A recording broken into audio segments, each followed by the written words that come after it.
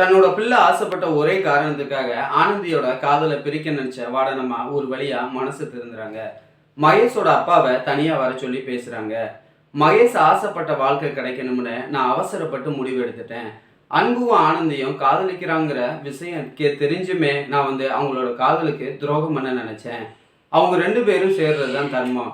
மகேஷ்கிட்ட எப்படியாவது பேசி அவங்களோட காதலை சேர்த்து வைக்கணும். ஆனந்தியும் அன்பும் காதலிக்கிறாங்கிற விஷயத்த மகேஷ்கிட்ட சொல்லணும்னு சொன்ன வாடனம்மா மகேஷை தனியாக கூப்பிட்டு பேசுறதுக்காக மகேஷுக்கு ஃபோன் பண்ணி ஹாஸ்டலுக்கு வர சொல்றாங்க.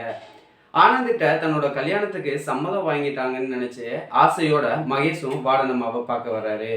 ஆனா அங்க அன்பும் ஆனந்தியும் காதலிக்கிறாங்க. அவங்களோட காதலை தான் நம்ம சேர்த்து வைக்கணும். நீ ஆனந்திய கல்யாணம் பண்ணிக்கிறத உன் மனசுல இருந்து தூக்கிடுன்னு வாடனம்மா மகேஷுக்கு அட்வைஸ் பண்ண அதை மகேஷ் நம்ப மறுக்கிறாரு.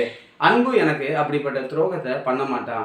அன்பு என்னோட கூட பிறந்த சகோதரன் மாதிரி. நீங்க ஆனந்தி என்னை கல்யாணம் பண்ணிக்கிறதுக்கு சம்மதிக்க மாட்டாங்கிறதுக்காகத்தான் நீங்க இப்படி ஒரு காரணத்தை சொல்றீங்கன்னு சொல்லிட்டு மகேஷ் அங்கிருந்து நம்ப மறுக்காம கிளம்பி போறாரு. மகேஷ்கிட்ட சொன்ன விஷயத்த ஆனந்திட்ட வாடனமா சொல்றாங்க. எங்களோட காதலை நீங்க தான் பிரிக்க முடிவு பண்ணீங்க. இப்போ நீங்களே எங்களோட காதலை சேர்த்து வைக்கணும். எங்க அம்மா அப்பாட்ட நான் அன்புவை காதலிக்கிற விஷயத்த சொன்னா அவங்க ஏத்துக்க மாட்டாங்க.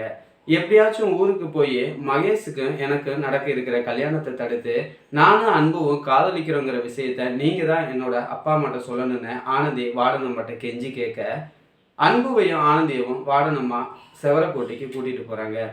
இந்த விஷயம் கேள்விப்பட்ட மித்ரா மகேஷோட அம்மாவுக்கு ஃபோன் பண்ணி சொல்றாங்க. அன்புவையும் ஆனந்தியவும் சேர்த்து வைக்கிறதுக்காக வாடனம்மா அவங்க ரெண்டு பேர்த்தையும் செவரக்கோட்டைக்கு கூட்டிட்டு போறாங்க. இது நடந்துச்சுன்னா எனக்கும் மகேஷுக்கும் எப்படியாவது கல்யாணம் நடந்துரும் அப்படின்னு தன்னோட ஆசையை மகேஷோட அம்மாட்ட மித்ரா ஃபோன் பண்ணி சொல்றாங்க.